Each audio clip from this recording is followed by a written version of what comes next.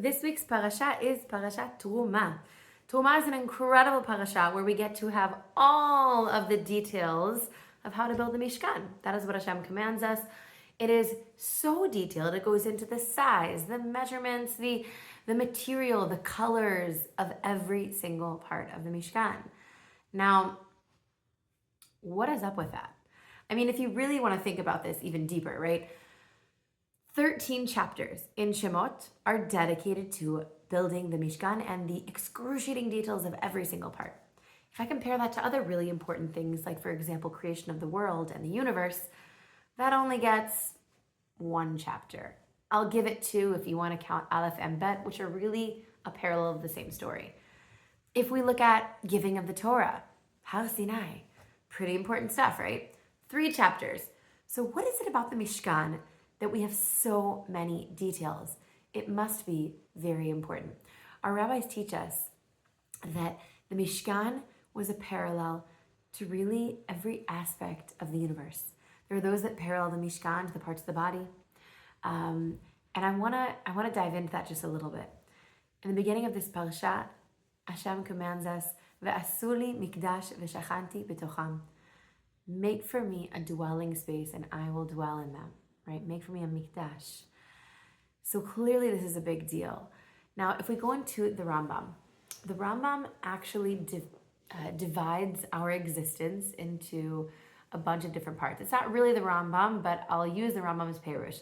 There's a very classically used in Kabbalah and Chassidut teachings idea called Ashan, which is an acronym, Roshei Tevot.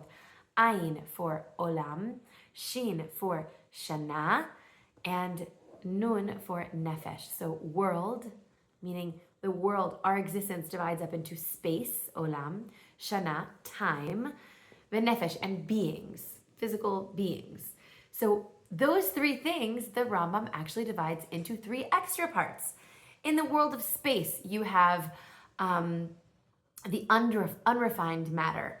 For example, anything physical, humans, animals, plants, anything that lives on this earth. He calls it unrefined matter.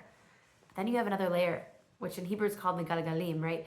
And he calls that the refined matter, which is the stars, the moon, the sun, all of these like celestial beings.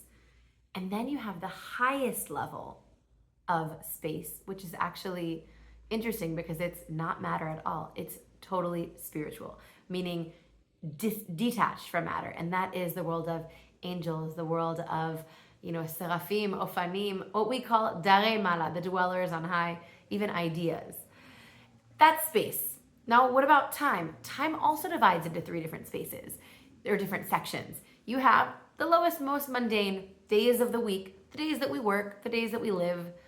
And then you have Shabbat and Chagim, space that's a little bit refined. It's a little bit more elevated. We bring spirituality into the physical. And then you have the Holy of Holies, the Kodesh HaKodeshim of time, which is Shabbat, Shabbaton, or Yom Kippur. And it's not stam that on that day, where pretty much it is a little bubble in time where we can be totally spiritual and everything is elevated. That is also the only day where the Kohen Gadol gets to go into the Holy of Holies. So that's time. And the last one, or beings, Nefesh, that also divides into 3 sections. So in Am Yisrael, we have a division. We have Yisrael, right? Your regular average Yisrael. Then you have a little bit higher, you have Levi. The Levi'im, their job is completely spiritual and to be in service of the spiritual. And then you have the highest, the Kohen Gadol, which is the utmost epitome of spirituality and has to be completely just a vessel for the rest of the nation. So we have this idea of dividing things into 3. And of course, in the Mishkan itself, we have these 3 layers, where as we get closer into the center, we get to a higher Kedusha. We have the courtyard, where you have the korbanot and washing of the hands. It's more material. In fact, there are those that parallel to our digestive organs and our functional organs. Then we get a little bit holier into the holy, the Kodesh, where you have the menorah, which is parallel to our sight and our vision. And you have the shulchan, which is the showbread, right? It's parallel to our taste. And you have the mizbeach haketoret, this incense altar. It's our smell. And then you go into the Holy of Holies, where you have the Ark of the Covenant and the Kruvim, and inside the Ark you have Torah, and that represents our mind and our emunah, and that is really the most center. And what's interesting is this, so I'm like kind of blurbing along all these different divisions of three, but essentially those three parts of the Mishkan connect to every aspect of the created universe that Hashem creates. So what does this mean to us? Well, if we read through the Psukim, in this week's Parshat, Hashem tells us exactly where we can experience the Shekhinah to its full concentration. And that is between the Kruvim and above the Kaporet, right? V'no'arti l'chasham ben ha-Kruvim me'al ha-Kaporet al aron ha'edut. I hope I quoted that properly, right? Between the cherubs and above the cover of the Holy Ark. It's interesting because it doesn't need to say the Holy Ark. It seems extra. The Netivot Shalom says that it's not extra. Each of these Kruvim, it was totally a miraculous existence. When Am Yisrael were doing Ratzon Hashem, the Kruvim would face each other. And they have faces like children, like pure faces. And when Am Yisrael were not doing the will of Hashem, they would actually turn and face the walls of the Mishkan. And the Netivot Shalom says that each of these Kruvim represents a different aspect, right? One of them represents HaKadosh Baruch Hu, Hashem. The other one represents Am Yisrael. And what connects the two? They're on Aron HaEdut. Edut, that witness, that connector that brings Am Yisrael and Hashem together, is also the Torah, what's inside it. So essentially, you would think that maybe the voice of Hashem would come out of the Torah, out of the Ark, but it doesn't. It comes in between the Kruvim and above the Ark.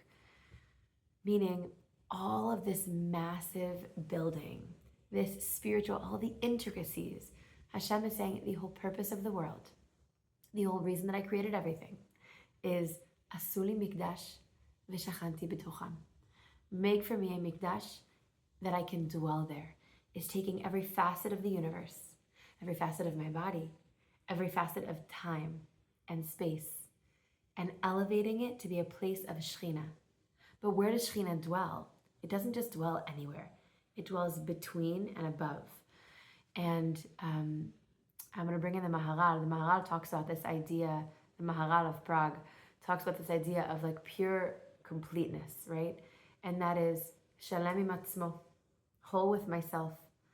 Am I using all the parts of my body to be a place of Shekhinah, which literally means dwelling, a place where Hashem can dwell in my actions, in what I eat, in what I say, and where I'm walking, what I use my hands for, myself, whole with myself. Shalem im bor'o, whole with Hashem, right? Am I making that time? How do I become Shalem im bor'o? What connects me to Hashem? I want to do with the Torah. Am I making time? Not just learning Torah with my mind, but is it seeping into how I act? Is it seeping into connect and bind this physical being to HaKadosh Baruch Hu? And the last one is Shalem im Yisrael, right? Being whole with our nation. It's not an individual. When you look at the Kruvim, it's like, oh, if I'm individually not feeling connected, then the Kruvim are going to turn. There is no real individual. Am Yisrael, we are one people. We are completely united. We feel separate because of all these divisions that Hashem created, right? Vayavdel, the whole essence of creation is dividing. Everything is divided and divided. So we feel divided. I feel like I'm my unique self living here, and you over there who are listening to this, you're your unique self. And that's true. And we have to fix those things. However, we are essentially spiritual beings, a neshama, having physical experiences.